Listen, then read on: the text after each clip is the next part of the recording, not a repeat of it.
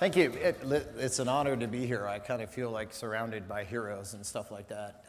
So as you heard, I head up cognitive systems around the skills, and I'll tell you, as I learn more and more about this H2O AI story, I get more and more excited, and I make a commitment to our clients worldwide that we will have technical capability and have it today all over the world with this product as lead. I'm not going to come up here and give you an IBM story for 25 minutes. I'm actually going to talk to you about my 23 years of experience in the data game. During that time, I've written probably about 20 books on data and data governance, and there's observations I'm seeing that I think you'll take back with you, and a rich value and culture that I see between our two companies. Everything you see in this presentation, you'll find it on Twitter first, so @BigData_Paul. I'll actually start with the state of the world right now. So there's this old Indian fable, and it's also in the Chinese culture as well, about an emperor who was bored and asked someone to invent a game that would entertain him for years to come. That inventor created the game of chess. And the emperor was so pleased he offered that inventor anything he wanted in the kingdom. And he said, "I will take a grain of rice for every square on the chessboard." And of course, the entire court laughed at him. And of course, 2, 4, 8, 6, and so on and so forth. By the time you get to the 10th square, actually you're exponenting them, you're at around 8,000 grains of rice, so they continued to laugh. By the time you get to the end of the chessboard, you have, 1,700 times the total rice production in the world in 2014, in which case you could not fulfill his wish. And I bring this story to you because if you think about where we are now, it's a lift, shift, rift, or cliff moment. It is that moment for you folks in your careers. You're making the right moves by being right here. It's for the companies you work for, and it's for society. We're right in the middle. And so next year or the year after that, think of a doubling of the capability that we see today. And if you don't believe me, just look at history. The agricultural revolution lasted some 8,000 years. And then we had the Industrial Revolution.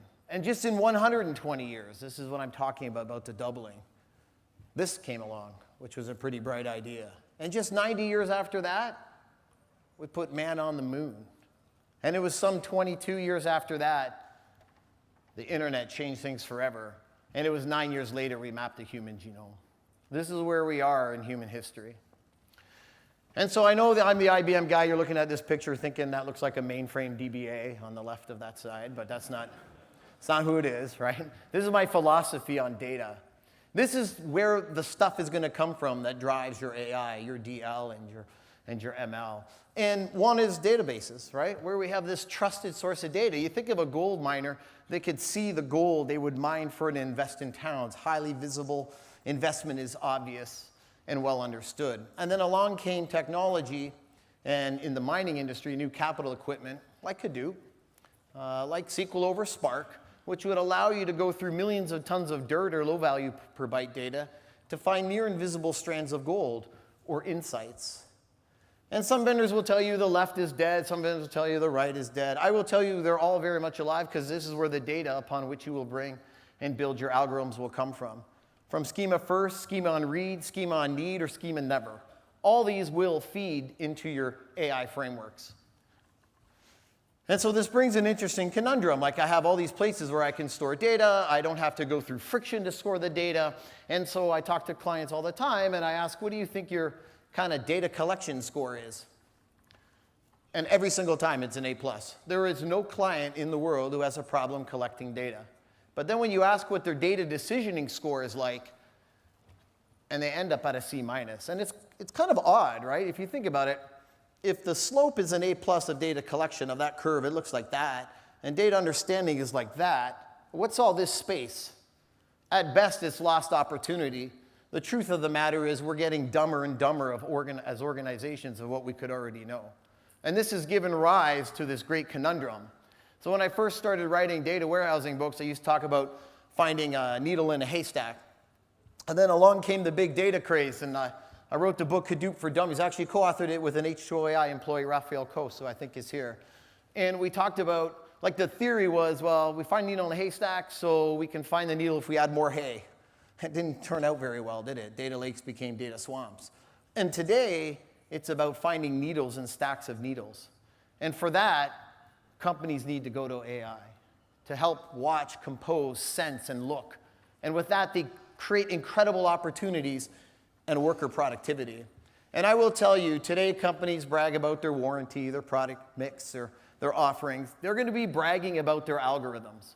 We'll move from companies that try to manage 10 to 20 algorithms updated every 6 to 7 months to thousands of algorithms that get updated when they need to. That is the future. I myself will have my own 5 or 6 algorithms underneath a chatbot when I interact with my wealth management company, and that's how it will run. We'll be bragging about our algorithms. That will be the currency, the very things that you guys are working on. And so look at Pizza Hut. You're probably familiar with this chain.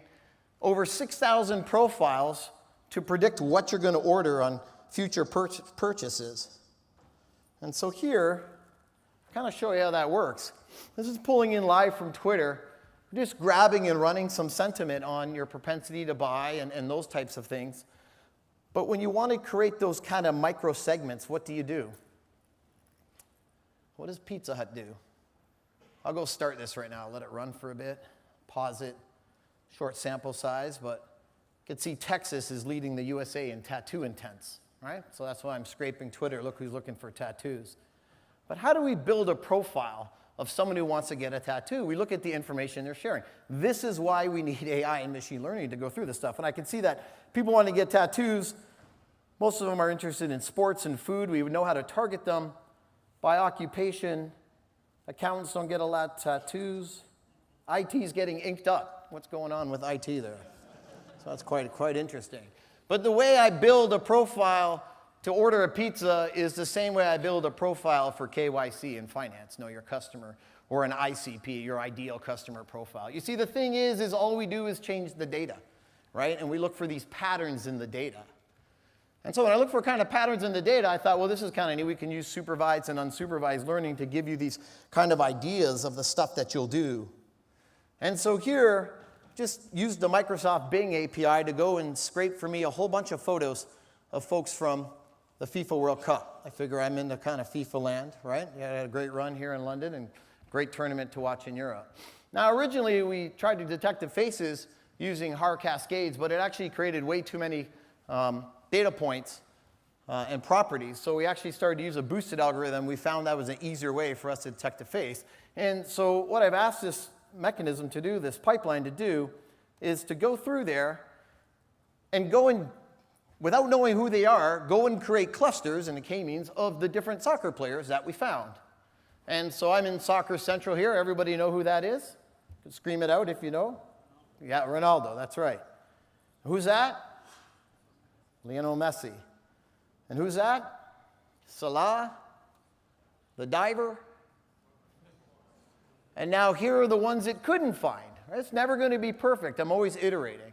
Anyone notice something interesting in the faces it couldn't identify?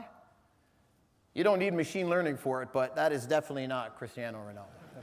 There's no question. And I could use like a neural transfer maybe to influence a picture of him, but I don't know how that would go on. So that's how that kind of worked. And then I thought, well, this is just patterns. And see, everyone will come and talk to you about use cases, and that's fine. I'm giving you use cases. Just find the pattern. Find a pattern in the data you have in supervised learning. So I look at this game, Super Mario Brothers. And myself and an intern, the intern did most of the work. I had the idea, but broke into the Super Mario Brother game. And as you look at it, it's just a bunch of hex codes, right? Why is that any different than the codes that would come off a manufacturing line for condition-based maintenance or monitoring, or on an airplane, or on a train, and so on and so forth? And with that, could we train a machine learning algorithm to go and build us a Super Mario Brothers game? Wouldn't that be neat? And when we started out, it didn't look so hot, but eventually we got to a real game. We started to find these patterns. These 2 P's in this code always meant that blocks always come in 2 by 2s. And so when we created this was when we started. Let's see if I can get this going here for you. I have to tell you, I practiced all night just so I could show you some of this stuff. Now, do you see how that cylinder is kind of broken? And you see there's a plant, shouldn't be there? And then I jump and I die. That's a bad model, but it just started out. But look at what happened once we got to about a couple of weeks of training over about 300 or 400 iterations. We still have some mistakes here. But look at this is looking like a real game. Look at that thing shouldn't be that high up. If I wasn't so bad at the game, I'd be able to show you more of it. But you saw that the game got a lot better, right? That was just looking at the patterns. And that's what this is about. And now I can just change it and say, what about AML and anti-money laundering? You see, the way we do anti-money laundering today is to get patterns in these bank accounts. They're alerted by rules, and someone clears the rule. I get it every time. I travel twice a week. I leave Canada. I go to the States. I come to Europe. My credit card gets shut down all the time. Rule comes up, and they clear it. But in AI, we'll give you a completely different look at that. And that's what this is really about. So whether it's anti-money laundering, whether I'm building Super Mario Brothers, whether I'm looking at medical fraud, like claims adjudication, it's just all the same thing. It's taking the patterns from the data we know. And that is indeed the place to get started, is around supervised learning. And so the journey here comes to what I say is climbing the AI ladder. How do I put AI everywhere? And you folks here are going to be a part of that, but it just can't be the folks in this room. And if you think at home when you climb a ladder, as you go high to the second story of a house to clear off the eaves troughs, you know, for me personally, I get a little nervous, right? So I climb slower, it's riskier, I get scared. But if someone's at the bottom of that ladder and they're holding it like this, I can climb higher, I can climb faster, and with more confidence. And that's why I say infrastructure matters, right? And that's what I'm kind of going to talk about later on, just for a little bit. And as I climb that ladder, I need a strong analytics foundation, and I've got to make the data trustworthy, the data and the algorithms. And that's why you're hearing so much about the provenance and the linearity, the lineage of your data, as well as the explainability. That is the biggest thing coming, and I love to see what IBM and H2O are both doing. Obviously, you see what's going on with the Lime investments in H2O AI and the driverless AI, and IBM has announced its trust and compliance package, which it open source. This is all about explainability. And once you have all that, then you kind of scale your insights. And how do you do that? The problem is the demos that I showed you, as you go to scale your insights, can be done by the people in this room far better than I could do it. But what that really means is, like the owner of this car, they're held for the privileged few. In other words, a whole bunch of people can't participate. And we have to make you keep hearing it this week, data science a team sport. We have to democratize it for the many. Everybody has to come to the table in this AI, ML, DL journey. And you think about kind of Formula F1 racing, we always see the driver and maybe the obligatory shot of the pit crew. But the truth is, like a Red Bull racing team, they're not showing up very well there. There are about 150 people behind that car that are on that team. And that's how we have to come and think about this. And this will be the currency of ideas, right? And we will leverage the wisdom of the crowd.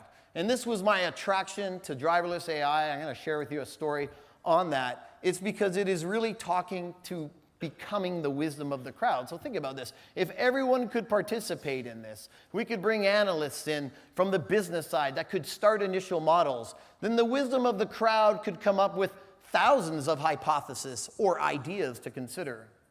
And as we team, because data science is a team sport, as we team from business into the data science teams, thousands could become hundreds of validated to test, which would find themselves into the tens of production. And then we would loop that entire circle again.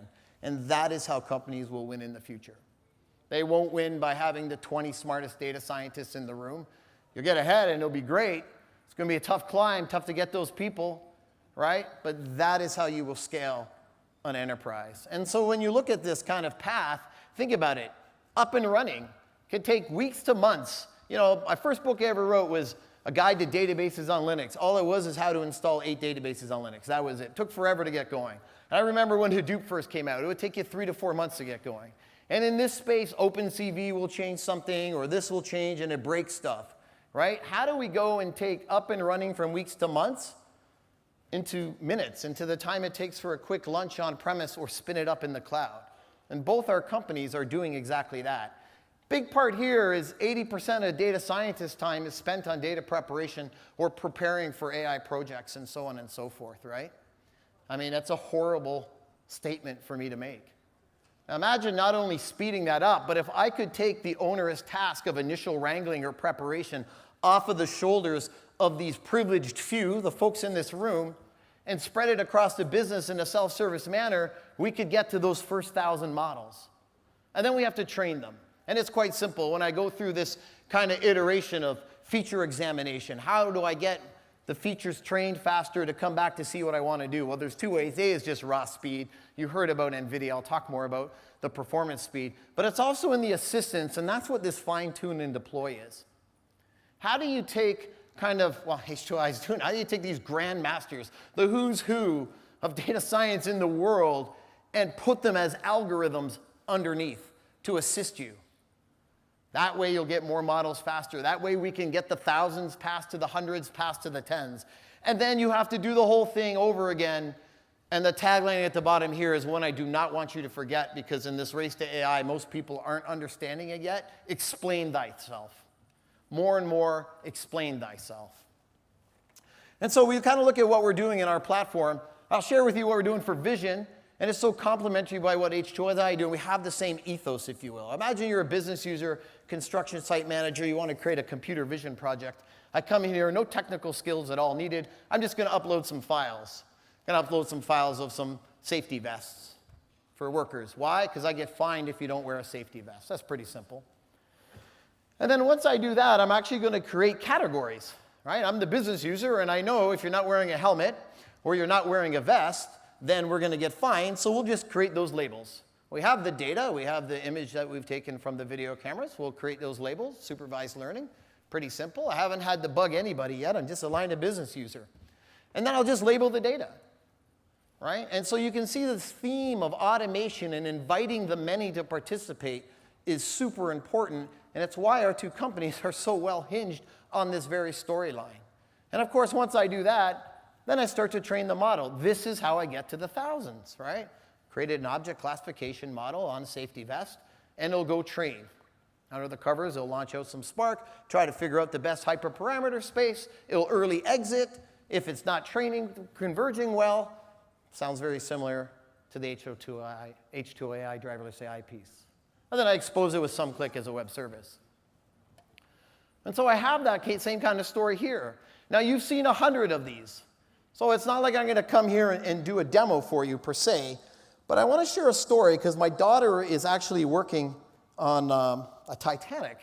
They're learning about the Titanic. She's 13 years old. So let me tell you about my daughter for a moment. 13 years old, pretty bright kid.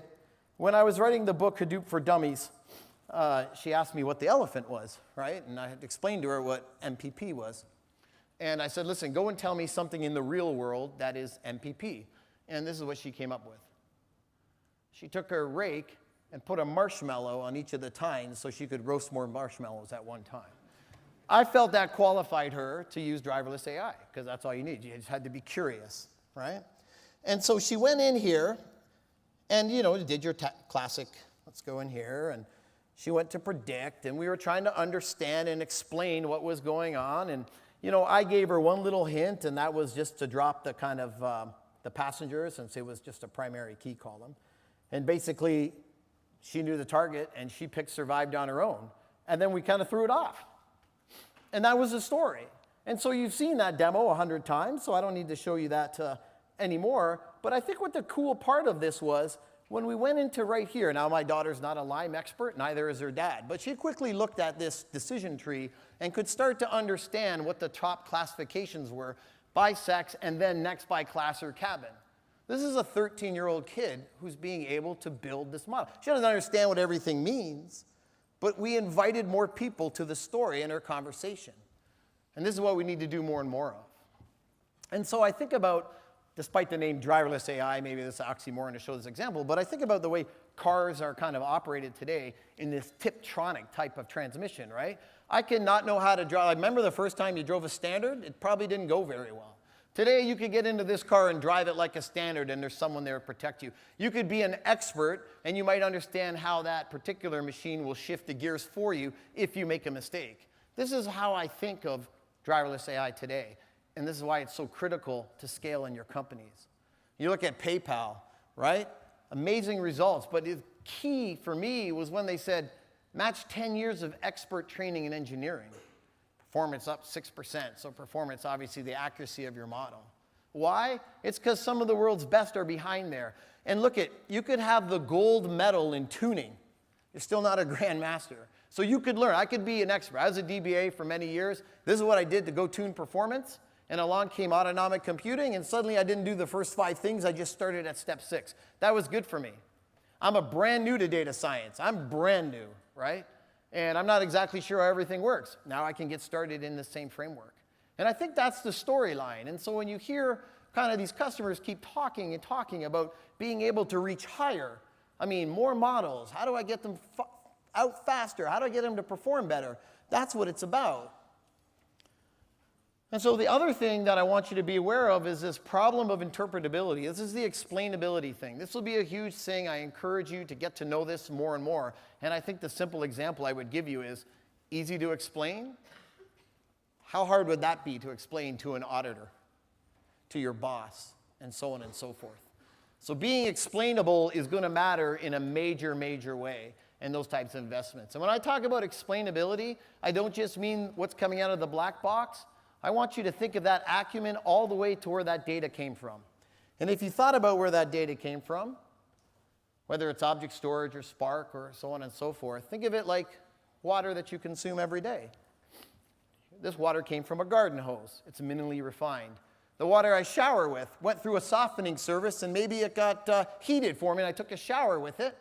And the water I drink went through a charcoal filtration service, maybe some reverse osmosis, and I drink that water. And when you understand lineage and provenance, then you can mix and match this data, and you can create smarter and bigger ensemble type of algorithms and understand what's happening and detect bias. That is critically important from the day the data enters the enterprise to the day that that black box kicks out a suggestion. And so as I kind of head into the kind of final bit of my talk, I'll tell you, as these models go deeper, or as we boost those models, like we did for that soccer recognition to find the faces, right? They provide a dramatic increase in performance or accuracy, but they require an enormous amount of computation times to train them. Things change, and that's why the GPU stuff you heard about earlier, not on its own, is a huge, huge, huge piece of it on how we get to higher and more accurate algorithms. And so our approach at IBM is really creating the building blocks, right? The building blocks of AI. So you can imagine if I gave you a simple Lego piece, if you gave that to me and said you could build anything you want with this, go build a zebra. For me, I would build that. Kind of looks like a Minecraft character, right? And I would build that, and that's all that I needed. But if I was masterful, or if I had needs for something incredible, maybe I would build that. And this is exactly how the world's fastest, second fastest, and now third fastest computer, all built by IBM, the fastest called Summit, was built. It was built from these building blocks called the AC922, which is powering up behind the scenes and accelerating driverless AI as well. And so you come in at that block point, and you build to where you have to build. And the reason we're all here today is because we think data has a better idea. And I look at H2O driverless AI. And I look at what it's doing when we put it on this framework that we call Power AI. And Power AI is more than just hardware. When I created that object detection algorithm, that was Power AI. That was the tool set within there. So H2O AIs and driverless AIs come in as this great friend, if you were a marriage upon the platform. Data ingests faster. Data is engineered faster. And the iterations run faster. Coffee break jobs, you'll lose them. You don't get to take 15 minutes more because they'll come back that fast. Right? And it's a great storyline. And that whole product portfolio expands the talent, reduces the time, and builds the trust. And when I expand the Power AI and I look at deep learning, for example, and I look at kind of image recognition applications that you can build, this is a true story. It's a Microsoft ResNet neural network to detect the morphology of a mold to detect if it's cancerous or not. It took 9 days to train that. When we moved it on that Zebra building block platform I just talked about, it took 4 hours. It's the same story on the driverless AI. It was 30 times faster. And when it goes like that, then you train more. You do more. So what do you do with 54 more times? Do you create 27 models, right, that are 2 times more accurate? Do you create 54 models? Do you create one model that's 54 times more accurate? That's what that storyline is about. And the press is taking big note and analysts about what we're doing. Because the part that you may not know is that it's a lot more than just the GPU, and I'll talk about that in a moment. This is about software and hardware co-optimized. So things like there's limited memory on GPUs. How do we create large model support by having a cache coherent memory up to 1 terabyte on the server for your models. Imagine the types of resolution you could put into those models, right? It's about distributed deep learning, which is about how do I scale across multiple nodes, which is not an easy thing. It's actually something we've been doing for a long time. So there's all that kind of stuff. And while not an official announcement, even though you're live streaming, I'm telling you we're starting to work on these very features to accelerate driverless AI as well. And then it comes down to the component. That AC922, that Zebra building block, is open to the core. It's open power. It means that our partners can innovate around the core better. So when you hear GPU on Intel or Power 9 and you hear about NVLink, NVLink on Intel is kind of GPU to GPU. On Power, it's GPU to GPU, and then it's GPU to CPU. Think InfiniBand type, right? That's the kind of high-speed connection between the GPU and CPU and the ability to leverage the memory. And that's what kind of we're driving. So I think I'll finish with these two things. One, your most valuable intelligence isn't artificial.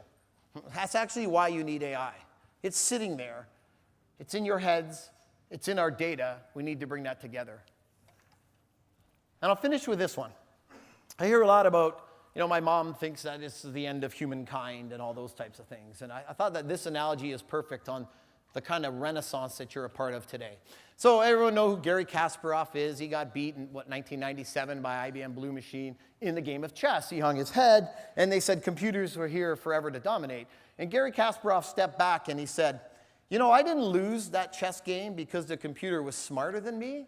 I lost that chess game because the computer looked at millions of chess games played, and I looked at 10 or 20,000.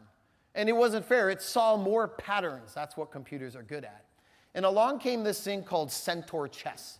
And in Centaur chess, you can play as your own as a human. You can play as a computer alone, so lots of universities submit their chess-playing computers, or you can play humankind with machine. And in the last stats of the last tournament I looked at, the human alone never won, and the human with the computer always beat the computer, or beat it in the majority of cases. And since the invention of Centaur chess, there's been more people playing chess, and there's been more grand masters than ever in the game of chess. In other words, humankind was able to reach up. And I really think that's how I'll end my talk, is this is about lifting up, shifting up.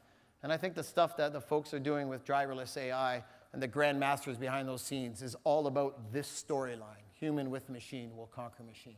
So thank you for your time, and enjoy your lunch break and the conference. Thank you.